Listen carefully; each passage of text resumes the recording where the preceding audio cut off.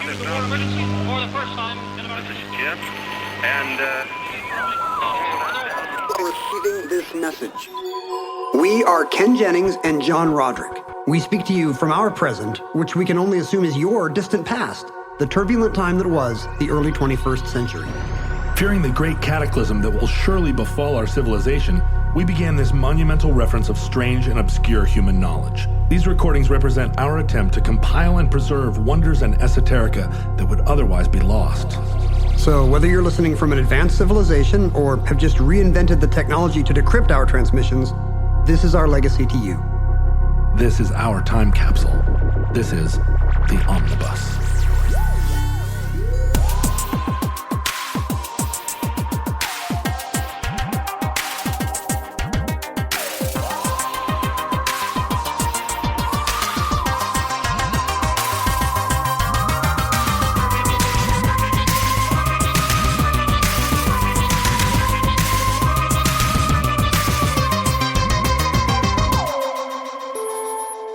You have accessed entry 104.EZ2047, certificate number 31303, The Battle of Palmdale.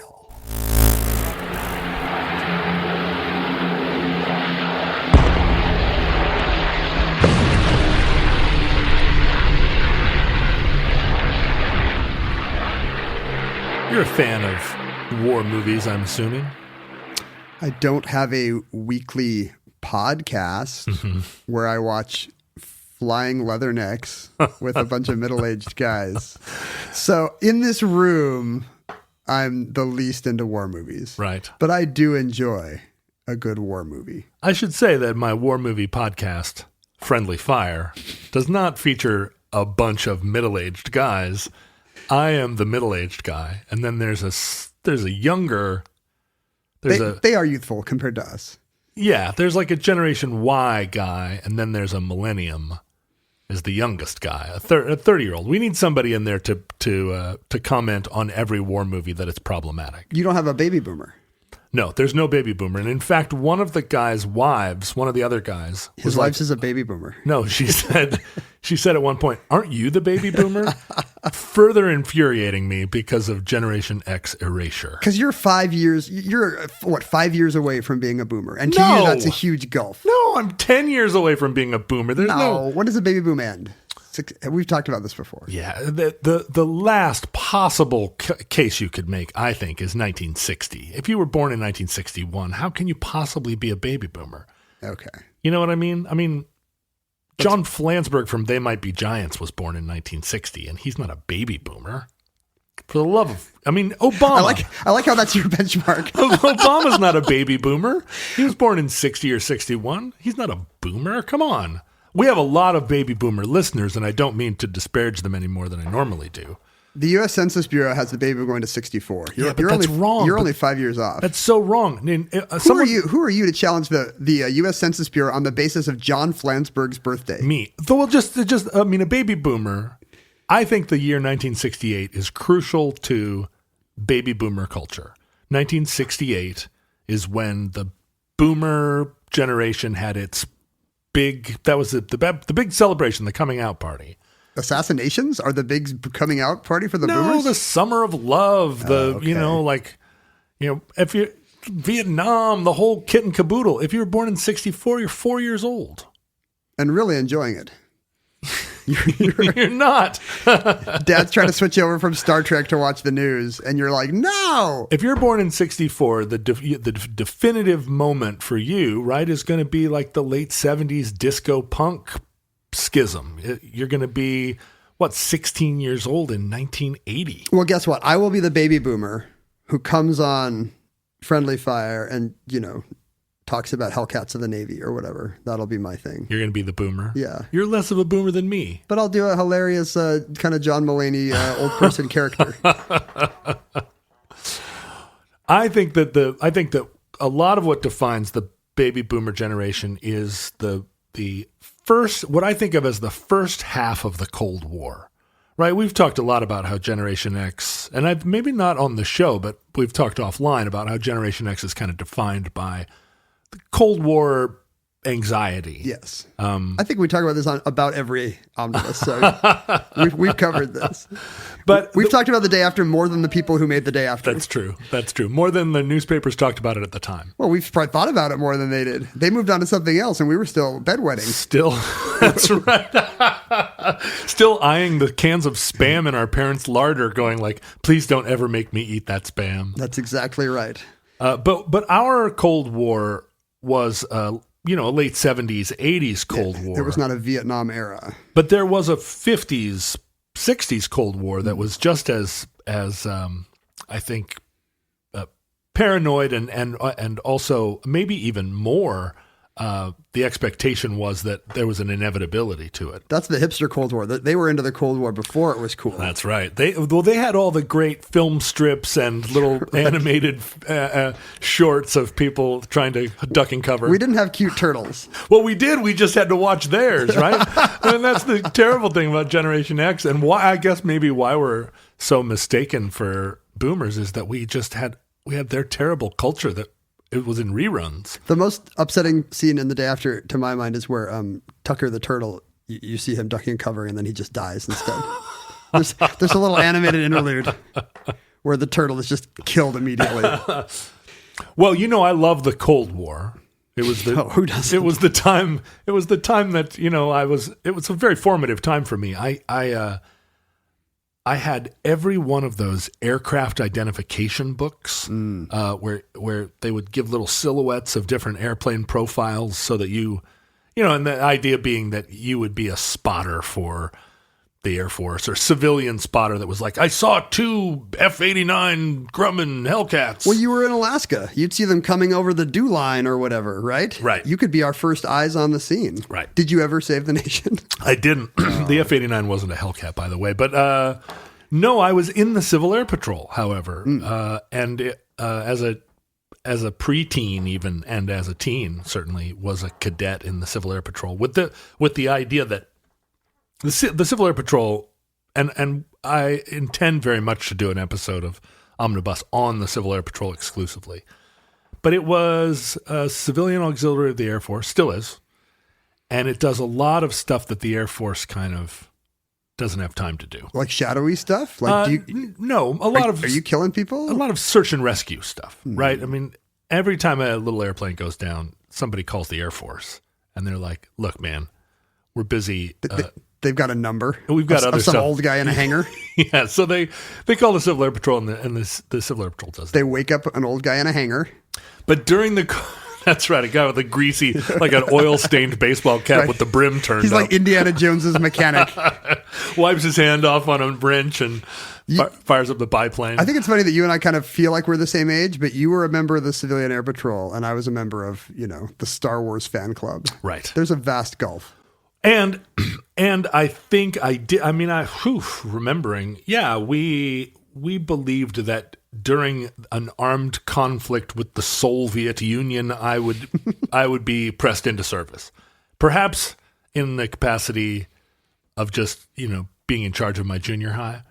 But you didn't want to be riding the bomb. Oh, down no, onto not riding Siberia. the bomb. No. I hope to be one of the few that were saved. You just wanted to be a marshal of some kind. That's right. I'm hoping to be, and that's a good goal. Like if there's anything going on, you want to be a marshal. It doesn't matter whether it's a parade or martial law. If you have the choice between being a marshal and a non-marshal, right, one should always be a marshal. In the case of martial law, I would definitely like to be a marshal. Absolutely. I've always said that you'll get all the spam. After I ran for the Seattle City Council and lost, I realized that my political career probably I'd imagined a lifetime in politics and throughout my young life, and then realizing that I didn't really want to be in politics, but still wanted to perform my civic duty and be, in some cases, in some way, in a marshal capacity. I realized what I needed to do was run for marshal of some small western town. You want a tin star. I do. So I was like, maybe if I were the sheriff of Twisp or some other, I've been toying with this idea for several years now. I think I'd be a good small town marshal. Yeah, you need to be kind of the surprisingly gentle marshal that just takes everybody's guns when they ride into town. Yeah. You're Wyatt Earp. You're like, you need to Well, then come by the office. That Stranger Things TV show came out, and I got a lot of letters saying, well, they're doing a show with you as the marshal. That guy does have a very strong John Roderick energy, right? He does. In fact, I think there was a thread online, one of these fanfic impulses that people have that pitted me against the Stranger Things marshal with like the question. Bare knuckles boxing? Yeah, like who would win? Who would win in a fight? And the consensus was that he would win. Yeah, he would win. And even though I don't contest that, I was offended. This reminds me of something that happened to us yesterday, which is I sent you a screenshot from a Jeopardy chat group in which they were discussing who could rattle off just a record-breaking Jeopardy streak. And somebody said, maybe John Roderick from Omnibus, friend of Ken's, maybe he wouldn't be like a James Holtzauer record breaker, but he would still be a TOC player. And you immediately text back, what's TOC? And I said, well, that's the Tournament of Champions. And you said, well, I'm very mad that they think would just be a Tournament of Champions player and not a record breaker.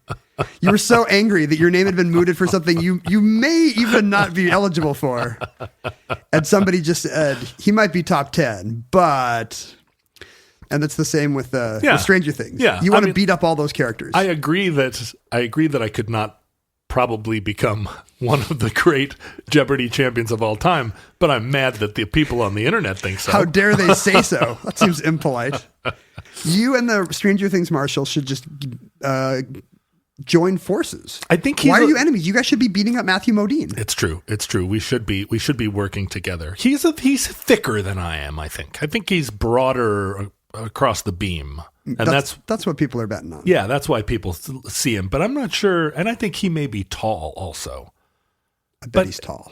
We're both gentle giants. Let's just put it that way. You two would never have a reason to fight. You would join. That's right. You would join forces. There would be no jurisdictional disputes between Twisp and Stranger Things is of course set in Stranger Thing, Indiana. And so you guys would respect each other's jurisdictions and fight crime. I feel like I would wear my uniform better. Let's just put it that way. That's probably true. This episode of Omnibus, however, is not about... has little to do with any of that. You have to go back all the way back and tie in war movies. Well, what's a bummer to me is that I gave away some of my best Civil Air Patrol material, and now I'm going to have to wait for a year, and then there are going to be a bunch of people that say, he already said that. In being kind of a war fanboy... We all love a good war. Cold War fanboy. I became pretty well versed at a young age in like all the different kinds of airplanes. And because my dad was a World War II pilot, my father was the greatest generation, and those were the parents of baby boomers. So even though he had me late in life and I am very decidedly not a boomer, I do have boomer adjacency. If he were here today, he might think of you as very boomer-like. Well, because I have older brothers and sisters who are baby boomers, yeah. But they're 20 years older than me. You're like the baby boomer. I'm the baby. No. Yes, you showed up at the doorstep like Sweet Pea. I could have been a baby of a baby boomer. But I did associate World War II with my dad. So, well, he was in it, right? With reason. I felt like I was only one kiss away from that conflict and from the fan culture around all the armament and uniforms and culture of World War II. And if you're going to be a fan of a war, World War II is a pretty good one. It's really the best one. But I noticed among my dad and his cronies who used to sit around the living room and talk about their experiences in the war, after the war, they didn't continue to be interested in the military necessarily. You know, they reintegrated into civilian life, and they didn't make, in the same way that they didn't make the transition between big band jazz and modern jazz, they didn't make the transition between being interested in the military as it existed during World War II and as it brought, as it saved the world, made the world safe for democracy. which is how they thought of it. Well, yeah, think of it. You just do something very intensely for 2 or 3 years in your early 20s. Right. That's not going to be your hobby for the rest of your life. Well, no, but it also sets in stone kind of how you think about what the military is and how it works. And that was why Vietnam was so confounding for a lot of those guys, because they weren't used to being critical of the military. They didn't think of it that way. But there was a tremendous switch in what the military was, how it worked, what the technology was, as we moved in that immediate post-war era to what became the jet age. We transitioned right at the end of the war into a completely new universe as a result of technologies that were developed during the war. 5 years after World War II was over, there were no more, we were using all jet airplanes.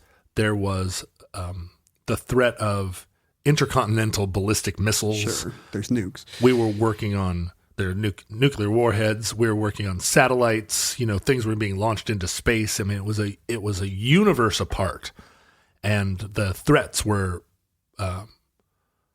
like incomprehensible relative to a 1945 conception of these people just cannot handle existential threat. How do we think about it today? Well, and at the time, the technologies developing so fast, a lot of them were took war fighting out of the realm of a thing that you could do with human reaction times, in a way, right? If you're in a propeller airplane and you're chasing another propeller airplane with a gun. It's a big if, but okay. It still could happen. I'll try to picture it. Still could happen. We could go down to Boeing Field right now and say, all right, what if we... I just want to make sure I have one of the guns that doesn't shoot out the propeller. Like it knows to miss the propeller as it passes. They figured that out pretty early. Thank goodness. One way to do it is put the machine guns out on the wings. I guess that's true. Right. But another way, they had this the thing that times it, right? thing. Yeah. But so your idea of dogfighting in a situation like that, a propeller aircraft can go several hundred miles an hour, but still, if the plane in front of you turns and you turn, your eyes, your reflexes can handle things in real time. Things are happening fast, but you're trying to shoot another airplane down with bullets. And so a bullet has limitations. It fires and it's not guided in any way, right? It just kind of goes straight, and if the wind is blowing, it can blow the bullet. But that's all taken as a given when you're in a dogfight. And over the next 50 years or more, that gradually gets replaced by magic, which is what we have today, right? Right. A screen and a button and a target. Yeah, right. And an airplane over the horizon that you can't see, right. And missiles and things that have their own minds and their own imaginations, that play games with one another, that have false memories of knowing how to play the piano. That have Professor Falcon. Yeah. As that transition was made to jet aircraft that were firing missiles that would move faster than human reaction times, things were happening. Jet fighters very quickly realized that to get in close enough to use a gun against one another, you would be at that point very uncomfortably close to another thing moving 700 miles an hour. That's a real Top Gun MiG scenario. Yeah. And actually, for a while, the Air Force took guns off of airplanes and went to a strictly missile-based style of air-to-air combat. The pilot would have to pull out a handgun, open his cockpit, and that worked against us for a while, because there were lots of instances where you'd fire all your missiles and then fire all your guns, and the British kept coming. What are you then? What are you? Right, exactly. You're just no missiles. Get out of there is what you are. But what was hard for people, I guess, to grok was that these new technologies were extremely imperfect, and to this day, not every tragic wedding drone strike is a good idea. Like we are still screwing this stuff up. we are still screwing this stuff up, and we just to use your example, there are plenty of instances where someone from a drone, some drone pilot over the desert, is given the command to fire a missile, and it turns out right at the end, some child runs out and they realize, oh my goodness, it was a wedding, not a meeting of Al Qaeda. But there's nothing the pilot can do. Nothing the pilot can do. Well, I mean, you can detonate those missiles before, at a certain point, you can push a button or whatever, they self-detonate. But that's a failure of intelligence. It's a failure of surveillance. It's not those drone missile strikes aren't a failure of the missile. Right. But there are lots and lots of just straight up failures of the weapons, and in the way that they're depicted in movies and the way we think of missiles. I mean, when Tom Cruise fires a missile, it does show situations where the missile kind of, misses, right? Typically, that's when our hero is deploying some kind of countermeasures or some super daredevil seat of his pants flying. Right. Our hero can make the missiles miss. The bad guys, the commies, can never do that. Yeah, and every once in a while, one of the good guys, Iceman or whatever, fires a missile that misses, but it's only for dramatic purposes to let Tom Cruise come in and save the day with his uncanny, eerily powerful and Scientology powered missiles. Right. If only Iceman had been operating Thetan level 6. Remember, if you say the word Scientology on the internet, there are algorithms that will find that and target you personally. But they're not listening to podcasts. Oh, are they not? Are they? Well. Oh, now I'm in trouble. Maybe Mark can go out and take out the place where I said Scientology and put in the words. Lemonade stand. Yeah. Bubbleator. Just say Unitarians. Tom Cruise, as we all know, is a insane Unitarian. When it comes to meat, quality makes a huge difference in texture and taste. And even though it might be better for you and the environment, a lot of the higher quality meat you find at the grocery store is just too expensive for most people's budget. Thankfully, there's ButcherBox. ButcherBox believes everyone deserves access to high-quality, humanely sourced meat at an affordable price. That's why each month, ButcherBox ships a curated selection of the finest cuts right to your home. Choose from 100% grass-fed and finished beef, free-range organic chicken, heritage pork, wild-caught Alaskan salmon, and sugar and nitrate-free bacon. No antibiotics, no added hormones, just meat the way meat should be. And right now, you can get 2 pounds of ground beef and 2 packs of bacon absolutely free, plus $20 off your first box when you visit butcherbox.com/iHeart or use the promo code iHeart at checkout. That's butcherbox.com/iHeart or use the promo code iHeart at checkout.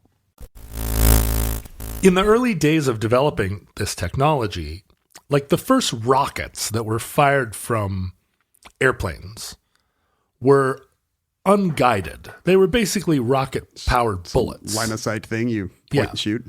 And they were pretty effective if you were going to aim your plane at the ground. If there were tanks and people running around and you had your fighter bomber and you could point the nose at where you wanted the rockets to go and then fire a bunch of them all at once. This was the technology. Target-rich environment. Yeah, just I just shot 100 missiles and let's get out of here. And it was pretty effective because people on the ground can't move away that fast. And there's a big radius of what you blow up, right? If you shoot a rocket at a planet. Yeah, you're meant to. They were meant to just kind of carpet a certain area, and a little salvo of unguided rockets can sort of devastate a football field sized area, which is typically you get 50 people standing around. I mean that's they wouldn't occupy an area greater than a football field. They wouldn't be a group of people at that point. They'd be 50 random people standing in. And to you, the bright line is a football field? Yeah, football field. If an army can no longer fit in a football field, come on.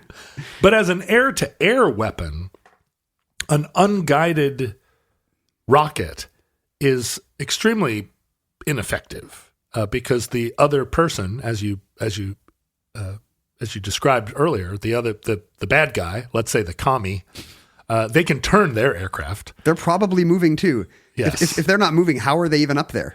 That's right. They're not hovering. They're also moving. They're not going to move in conjunction with you. You're the enemy. And why should they do what you're doing? If you fire a rocket-powered bullet, they will almost certainly try to turn away. I sure would. But I'm not a crafty commie. The idea of of these salvos of rockets, the idea was that they weren't very good as like a fighter plane weapon. They were meant to intercept bombers, slow-moving bombers. So a bomber, during this period, a strategic bomber, intercontinental ballistic missiles were still, and we're talking about the mid-50s, they were still not untested, entirely untested, but it wasn't really clear that you could fire an ICBM from Kansas and be sure that it reached its target in Vladivostok. In Slobovstan. So it's more or less like using the U.S. Post Office. It might get better. Ouch. That's a gut punch. So the idea was if everybody pictured that if nuclear warheads were going to be flying, they were going to be flying from squadrons of bombers that were just always aloft. It was definitely part of the sort of strategic puzzle that you would have multiple platforms to deliver nuclear weapons. You've really got to diversify your portfolio. You do. And submarines were a big part of that. They could get in close and be undetected. Bombers were detectable by radar, but you could have them airborne all the time and kind of flying around the polar space, like ready to penetrate. I mean, this is the whole plot of the movie War Games. The bomber or Dr. Strangelove, right? They're waiting there, kind of poised right outside of the airspace of your enemy. And the Russians or the Soviets used strategic bombers as a major component of kind of the way that they threatened the United States. And so our early interceptors were populated with these sort of rocket launching pads. And the idea was that that a bomber couldn't really evade them quite like a jet fighter could, and they could hit a bomber with a big cluster of little unguided rockets and generally be assured that they could, that the rockets would perform their job. It's SDI. It's Star Wars. That's right. You can stop the nukes if you can hit the bomber. Except, it's not Star Wars as much as it's Buck Rogers, right? Yeah, it's steampunk SDI. Light a Roman candle and shoot them down. So by the mid-50s, a lot of these platforms that we think of, we kind of assume that rockets and guided rockets and strategic rockets were all technologies that where they'd become fairly reliable by a certain point in time. I mean, we it wasn't much longer that we developed a rocket that could put men on the moon. Right. I was just about to say, we started putting, we were so common, we started putting guys at the top of them. Yeah. We started to put our best, most clean-cut, square-jawed guys just sitting on one of these things. That's how confident we were. And we hardly killed any of them. But we did, you've seen the videos of the failed NASA rocket tests, right? Yeah. It's pretty great. Saturn 1 through 4 were not quite as good as Saturn 5. That's the best part of the right stuff. Saturn watching 0.7 beta. All these guys with crew cuts and sunglasses watching these rockets explode. Because a lot of them look good for a second, and then it's literally like 50 feet. But it's extremely hard to shoot another airplane down from an airplane. I've never done it. I've never done it either. And if you and I know, right? We're two pretty remarkably smart, well-versed guys. We are can-do Americans. We are, and we have a thumbnail sketch of physics and aerodynamics. I would lick my finger and stick it out a couple times just to make sure the shot was good. I've used the little Testes rocket motors to not only send model rockets into the air, but also Did you say testes? Yeah, well, how would you pronounce it? I always wondered about that. You put rocket motors on your testes? No, the rocket motor manufacturer. Oh, it's like a hobby shop thing? Yeah. I never had that blow stuff up phase as a kid. What? Really? We never even played with fireworks once Washington banned Oh, unsafe wait. and No, insane it's ones. not testes. It's estes. That's gonna be a very. I just saved you from a very awkward mix-up. Ouch. I mean, it's a little embarrassing that future generations know that you don't know. Oh no! You know what it is? It's that that test stores. Is it test stores? Was the glue? Yes. So test stores was the paint and glue that you used to build model airplanes, and Estes was the rockets. So I conflated them. And if you ever combine the two, if you put your test stores on your Estes, that's you're right. just left holding your testes. That's right. Hey, wait a minute! You get your chocolate in my peanut butter. Did you never blow things up? I hardly ever blew things up. I had friends that blew things up, and I kind of looked down on them. It's probably a classist thing again. Yeah. I was a pyro. I feel bad. At a certain point in high school, we realized that, and this is terrible. I'm saying this for informational purposes only. This is not a suggestion. Has the statute of limitations expired? The statute? Yes, it has.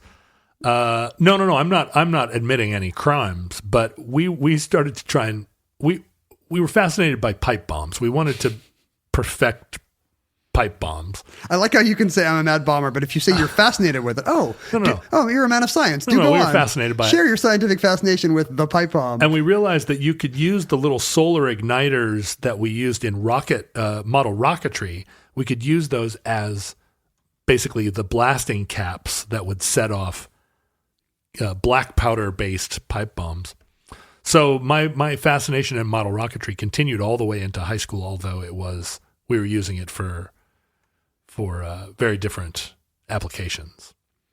Anyway, forget everything I just said. That's some anarchist cookbook stuff. The state of Alaska has no interest in that, I'm sure.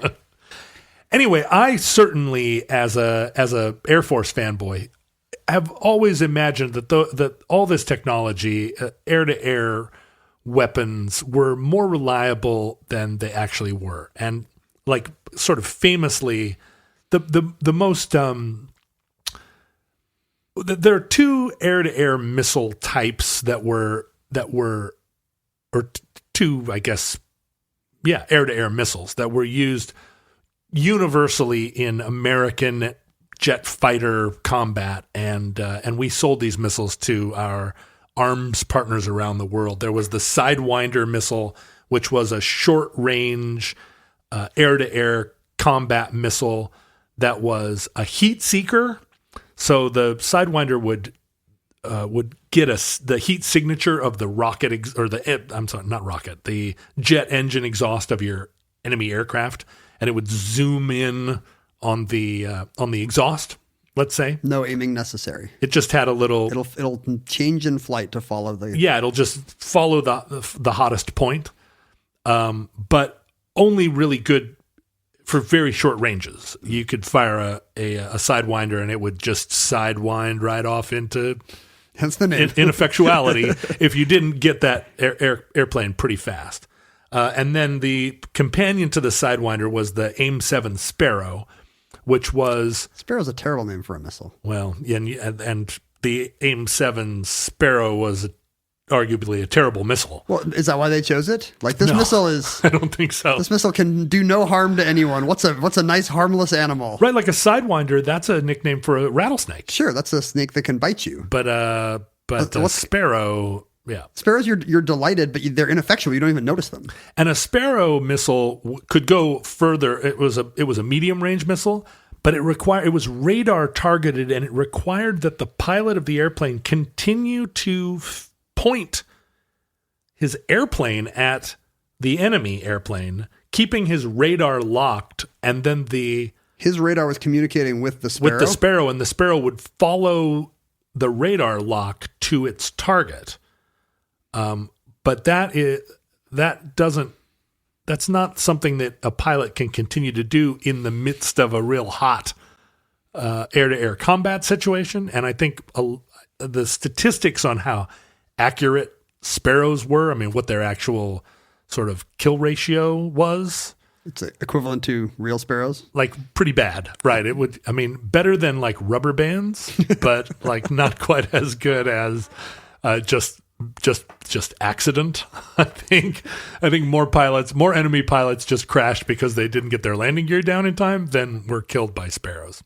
I'm sure there's somebody listening to the show that worked on the AIM-7 Sparrow that's going to send us a really angry email. Yeah, well, it might not be an angry email. If you're going to anger someone, it should not be a former weapons contractor. Right, somebody that has... He's still got a garage full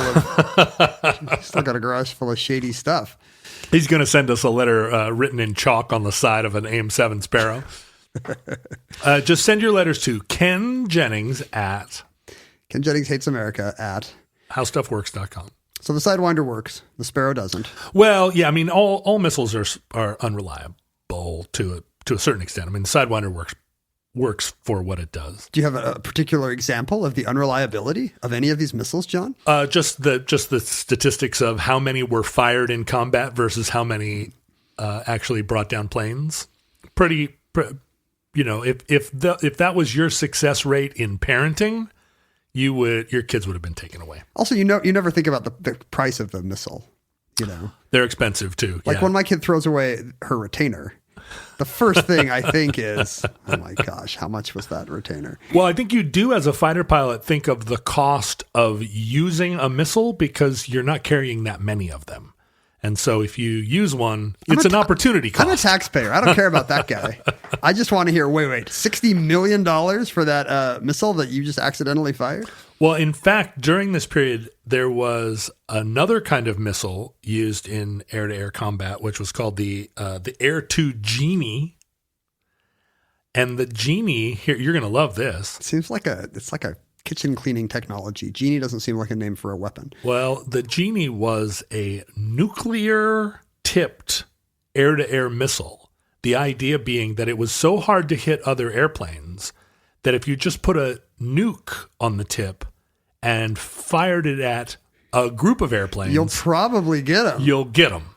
And the only challenge was, like, can you fire this missile and get away from it fast enough that it doesn't also shoot yourself down? Well, hopefully there were rules of engagement that would have... I mean, you don't want pilots just shooting nuclear-tipped missiles at planes. Oh, do you not? Well, you're not in the Air Force. There are a few things that could go wrong in that scenario. I'm just a layperson, but... Yeah, and the safety measures in a lot of these missiles are that they don't arm until a certain point, and if they don't detonate within a certain time frame, then they disarm.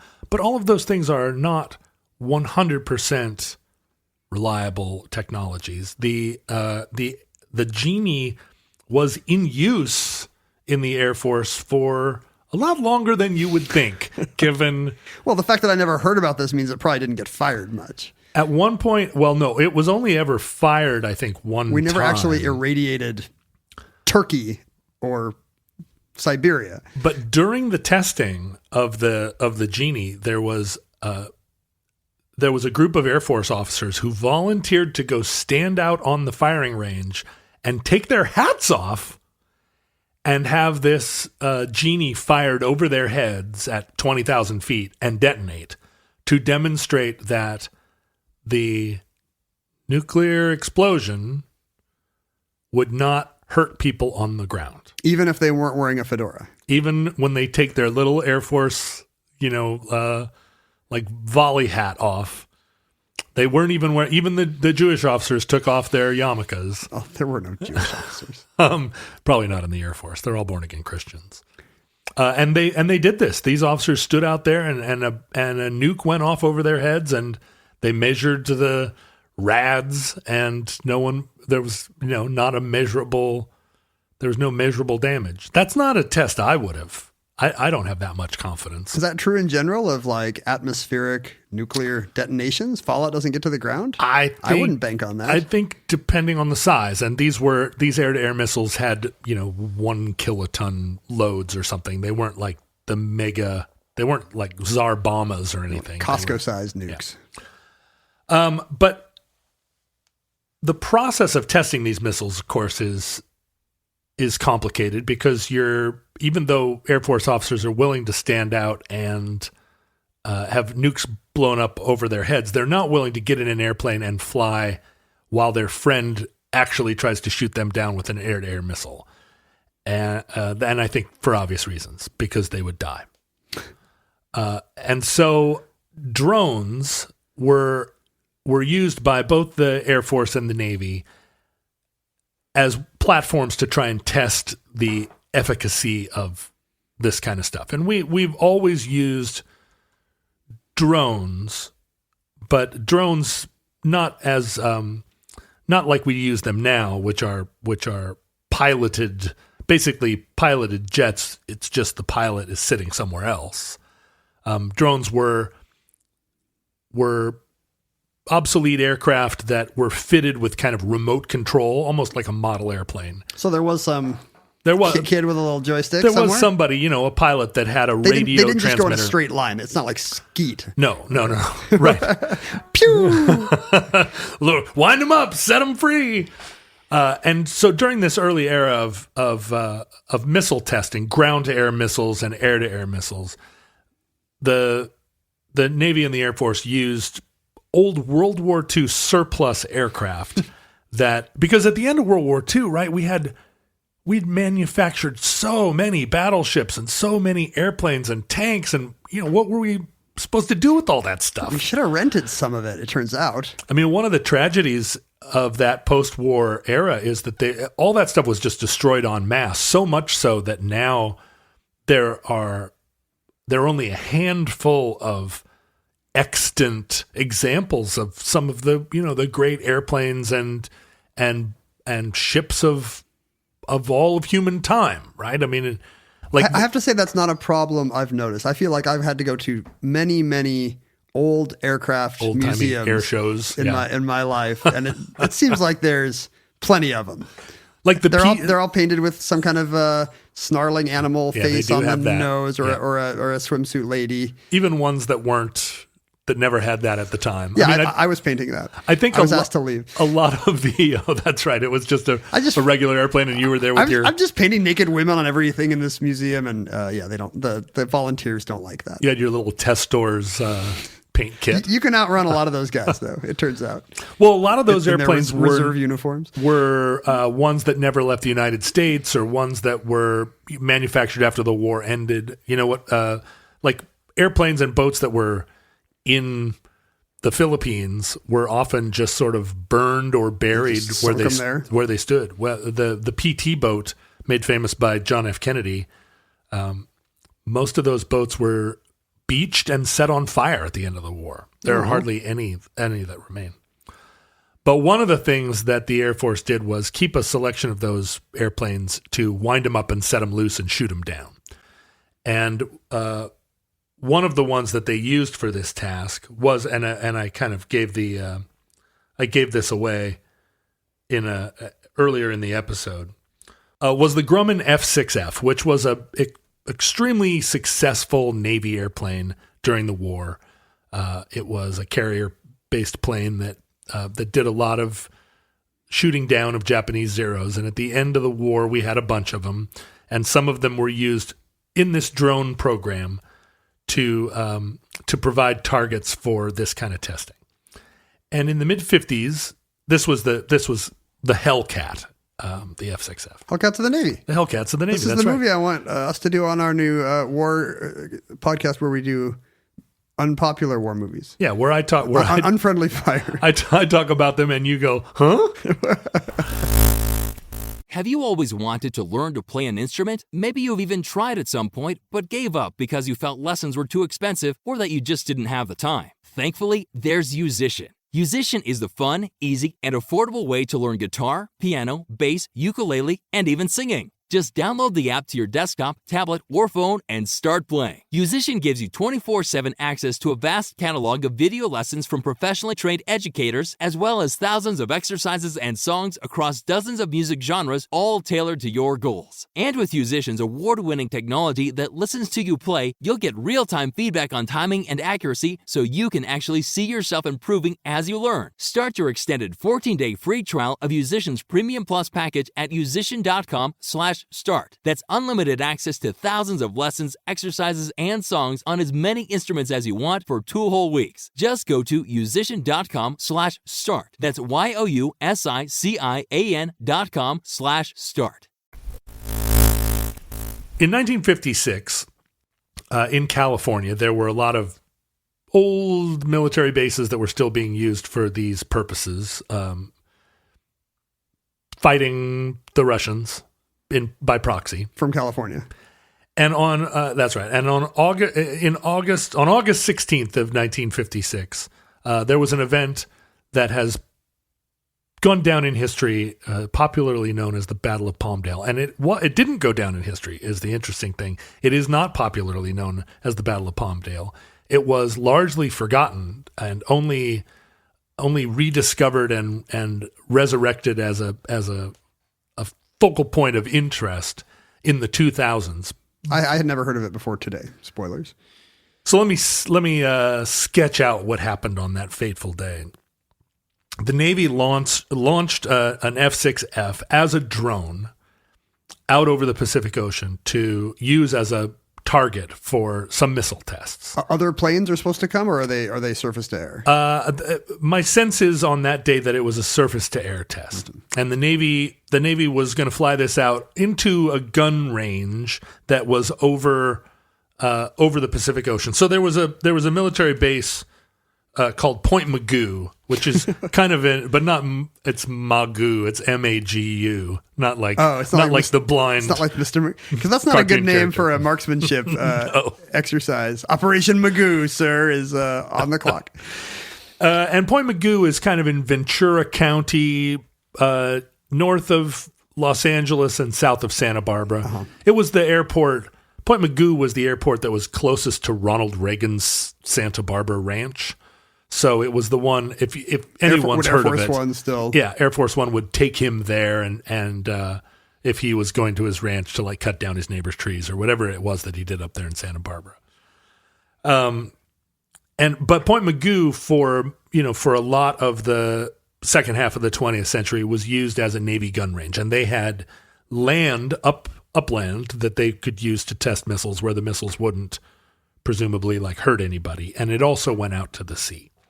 So on this day, August 16th, they launched this F-6F, remotely piloted. They had a little guy on the ground with a radio, and inside the airplane was a radio, and you can only imagine the complex little system of...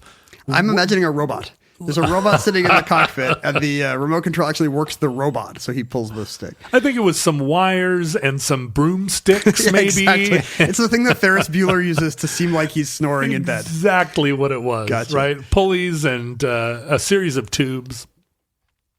But very shortly after takeoff, because of some malfunction, I mean, this isn't like a foolproof system, they lose contact with the airplane. The guy on the ground can no longer, and it's either the radio on the ground or the radio in the plane. Something stopped working. Either way, they cannot no longer control this. It's just going to keep going in a straight line. There it goes. Until it runs out of fuel. You would think it would keep going in a straight line, but in fact, the plane started to, I mean, an airplane wants to fly. It's the amazing thing about an airplane.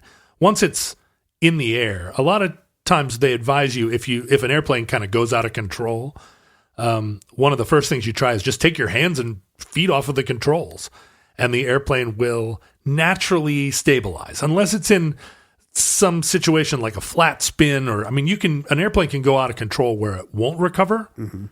But in a lot of cases, if you're in a dive or whatever, I mean, you can just take your hands off and the plane will naturally assume a kind of stable level flight. Does this only work for cute planes where the cockpit windows have eyeballs on them and the nose is a propeller? Yeah, that's right. They just want to fly. Petey the plane just wants to be up there. Other normal airplanes want to crash, but Petey the airplane wants to fly.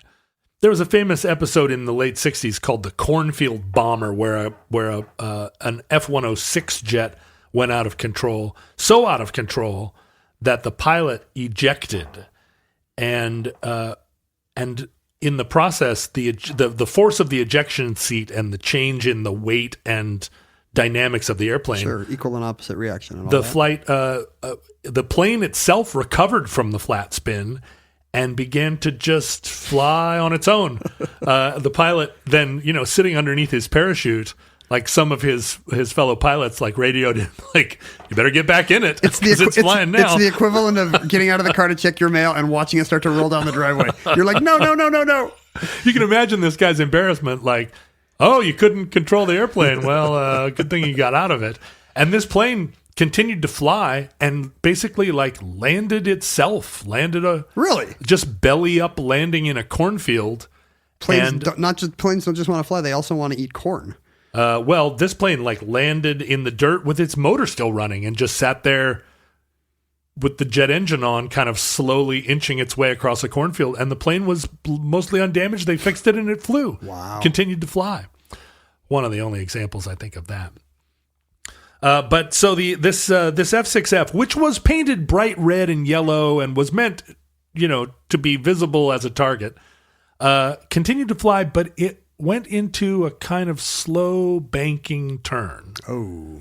And started to head back to land, which you hate to see it. Became an enormous problem, right?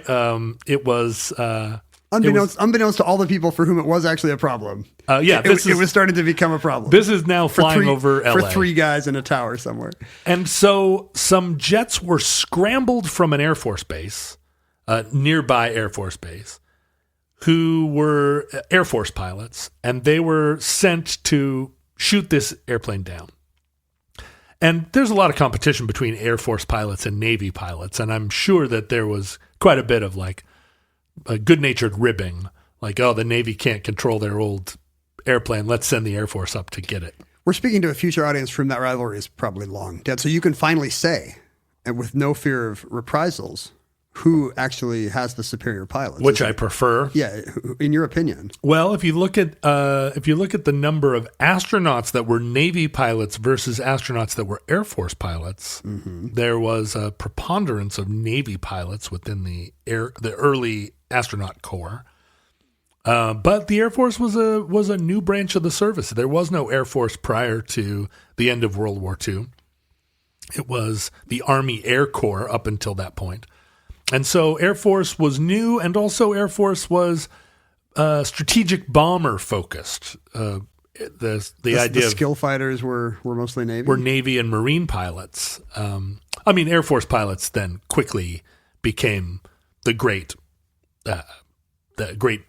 fighter duelists of later years. But the Navy, continues to be.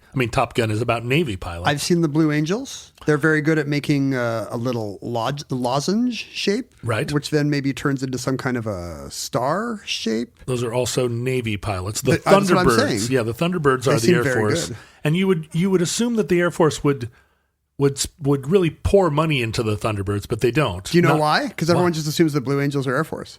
They're like, oh, I love the Air Force. I saw the Blue Angels. And some Air Force generals like, Arr.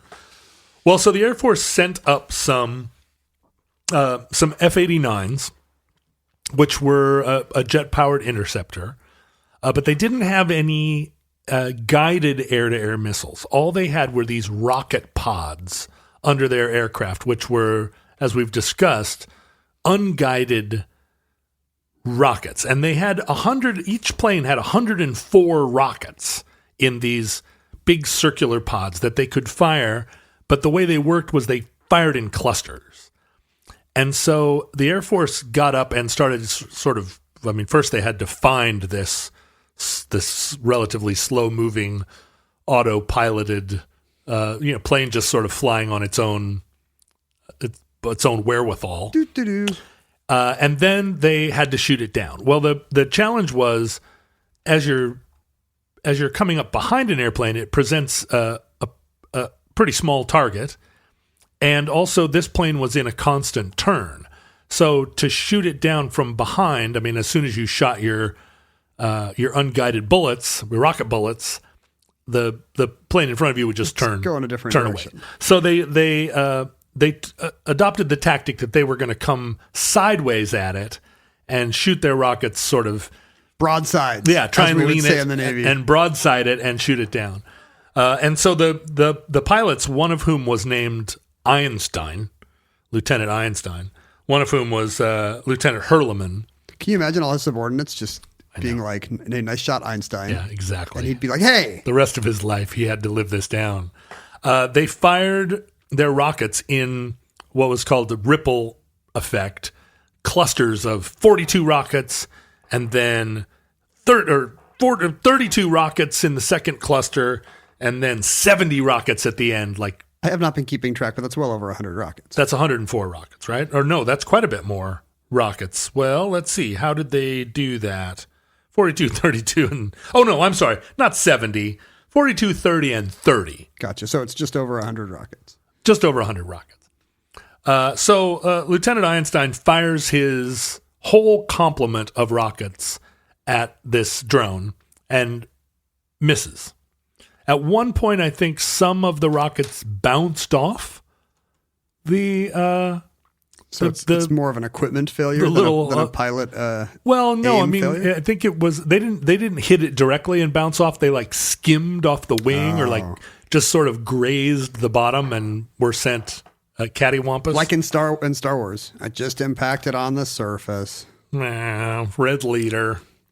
And then Lieutenant Hurleman came in behind him and also missed with 104 rockets. So they sent 208 unguided rockets at this relatively slow-moving Hellcat and missed entirely. But as you can imagine, these rockets did not disappear into thin air. The Hellcat was flying over the Mojave Desert, the Antelope Valley in South Central California. And these rockets flew off completely willy-nilly. Was anybody worried about this? Were the pilots aware that every time they missed the drone, they might be hitting a barn? This is one of the questions for the ages, right? The Air Force did not expect to miss, presumably. 100, 200, and whatever times? I mean, these rockets were most effective as ground attack weapons, but I think because they were out over the largely uninhabited Antelope Valley and Mojave Desert, they assumed that these rockets would just sort of, I don't know what, impact harmlessly in the desert. They didn't think this all the way through. And the rockets did then land various places, peppering the earth. I need to know how funny I can find this. I need to know how many civilians died. Like, maybe we should just lead with that on every entry. Here's so you know. In the city of Newhall, California, rockets landed in the town, bounced off the ground. One rocket exploded, and the shrapnel went into a woman's kitchen, and some of the shrapnel actually ended up in her kitchen cupboards. But not in the woman. Not in the woman. Oh, good. No one died. Oh, okay. There were a couple of guys who had pulled their truck over to have lunch under a shady tree, and a rocket hit their truck and blew it up, but they were just sitting there eating sandwiches. That must have been a very confusing moment. Can you imagine? You're just like, having a sandwich. Do you think the guy behind the wheel immediately started the truck and just booked out of there? Because who knows where the next explosion is going to be? No, the truck is gone. The truck blew up. The truck's gone. Yeah, the truck was hit. I mean, it's one of those he hates these cans. What could you say? Not again. One of the brush fires actually got the fire burned to within 300 feet of something called the Burmite Powder Explosives Company. Not the BPEC. Yeah, the BPEC, who were in the process of making bombs out in the desert, and this rocket What's the landed. Safest place? I mean, what are the chances? I almost wish the Burmite powder factory had blown up, just because what a much better story it would be. I would be mad that there was no video. I'm sure there's no video. In the end, there's no video at the time. You'd have to get your Super 8 home camera out and get a cartridge in there and wind it up. Would the Air Force planes have had no cameras not. in planes then? Well, there would have been cameras in combat aircraft, but they probably hadn't been loaded with film. They didn't have time. Scramble the pilots and the cameramen. In the end, over 1,000 acres of brush fire were started by these rockets. Oh, no. That burned various places, did a considerable amount of damage in the desert. And the Air Force pilots really had nothing to report except to land and shrug as fires raged out of control. And in the end, our heroic Grumman F-6F, The runaway drone, just flew on and ended up clipping some phone wires and cartwheeling in the desert, just crashed ineffectually on its own. Nearby in the Mojave. Yeah. Started no fires, presumably. And they went out and repaired the phone wires. And this was all sort of brought to light by a couple of guys whose hobby was to go out and find the wreckage of old airplanes that had crashed in the desert. Mm-hmm. And they heard about this story and went out and... This is decades later? This is in the 2000s. Oh, so like at the time there were not even headlines about... There were stories about it, but it faded into obscurity, almost immediately. And they found the crash site where there was still wreckage all strewn along the ground.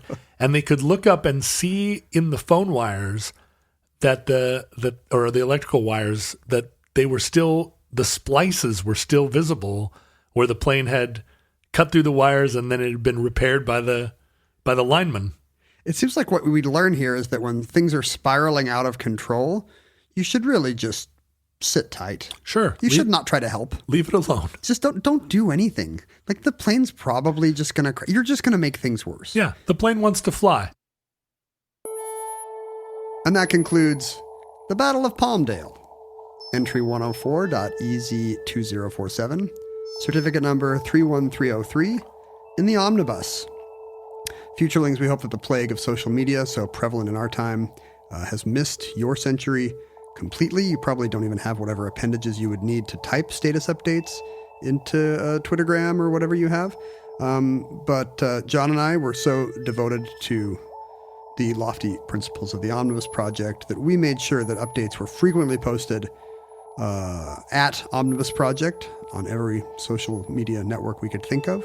We were individually at Ken Jennings and at John Roderick on Twitter, and in John's case on Instagram as well. We were available to receive electronic communication from interested fellow scholars at our email address, as it was called, which was theomnibusproject@gmail.com. We would receive physical artifacts. We would. From time to time. Do it. Send us some stuff. P.O. Box 55744, Shoreline, Washington 98155. I have a Canadian mini comic that's been sitting in my car for weeks that I don't know if I ever showed you, but it was from the mailbox. It was a Canadian mini comic. We often have people will send us one thing, and you and I will sit and study it, and it's usually fairly obvious which of us wants it. And you tend to take a lot of the printed media and leave it at my house. Right? You read it, you look at it, and then you're like... It's true that I have the ultimate Battle of Palmdale option. If I do nothing, this thing will sit at your house. And that's great. And you can be relatively assured that it will get archived at my house, right? If you ever, like a year from now, if you're like, I'd like to... What about that lady that sent us those autobiographical self-published books? I'll have them. It gets archived in a very loose sense. Well, I mean... Your team of archivists does not have to go into the stacks. I have a shelf of books that were written by my friends. I have a shelf, and that is a fairly substantial bookshelf. You have plenty of smart friends. You have written... It's shocking that it hasn't rubbed off on you. Just you alone has written an entire shelf of those books. And then I have a shelf of books that have been sent to me that have been endorsed or autographed, like to John from friend. I have now a shelf of books that people who listen to the Omnibus have sent us. Just books of 18th century train locomotive crashes. That's right. Or whatever. From books that were sent to us from Israel. And yeah, I think increasingly like that archive it's taking up a corner of my library. What a valuable resource that will be someday. What a confusing resource that will be. We'll put it in a time capsule along with these recordings. You probably found it when you dug out this golden cylinder, music box looking cylinder. You were like, why is there a book about Canadian locomotive crashes? Yeah. You could support the aims of the Omnibus Project financially as well. A little scratch, as we said. Do you like when people call money a little scratch? Yeah, some clams. A few smackaroos would be invaluable for helping the project. And many generous donors. And John and I have been very touched by the outpouring of support. We have. Because we're speaking into the void here. We don't know what the show means to people. We don't even know if they're people. But apparently, if the Patreon donation mechanism exists in your chronal era, please navigate it to it now and contribute at patreon.com/omnibusproject. Many people who did and were enthusiastic supporters of the show can be found at the Futurelings group on Facebook and probably like-minded subreddits. There are a couple of subreddits. I leave it to you to... Are they like-minded? Yes. Because when I meet somebody great, I'm like, you know what I want? Like-minded people. Like-minded people. These, I think the Omnibus... There is no current place on the internet I know where people who hate the Omnibus congregate. And would we promote it if there was? I think my tendency is to say, both sides. We need to teach the controversy. Don't forget to go to facebook.com/groups/futurelings suck.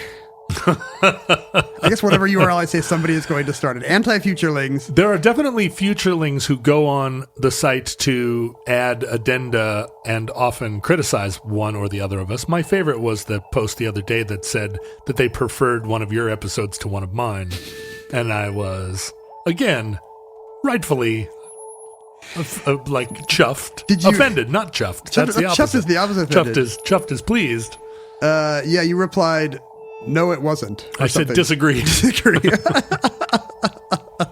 I, of course, agreed. I think that they were mad because the episode I did had generated a lot of fan response, whereas the episode that you did was greeted with crickets. It was Quonset huts. Yeah. People can post photos of a Quonset hut. Right. And they really liked it. They liked the Quonset hut episode because they like to participate with photos of ones they've found. The high-minded. So really, the secret to Futurelink success is just to make an episode called Manhole Covers. And people will be like, oh boy, I see a manhole cover.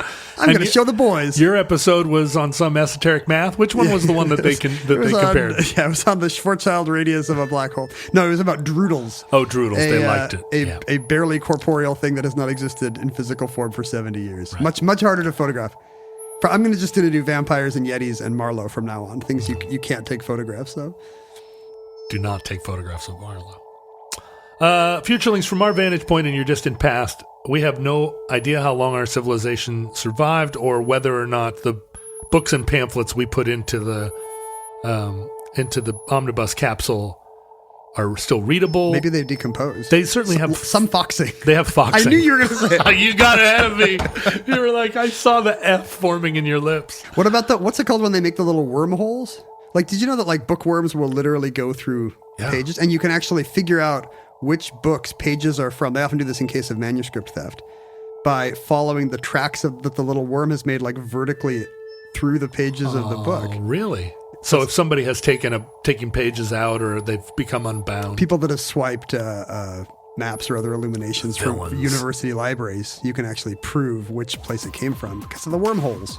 Well, we hope and pray that this catastrophe where worms eat all of our manuscripts never comes. But if the worst comes soon, this recording, like all our recordings, may be our final word. But if Providence allows, we hope to be back with you soon for another entry in the Omnibus.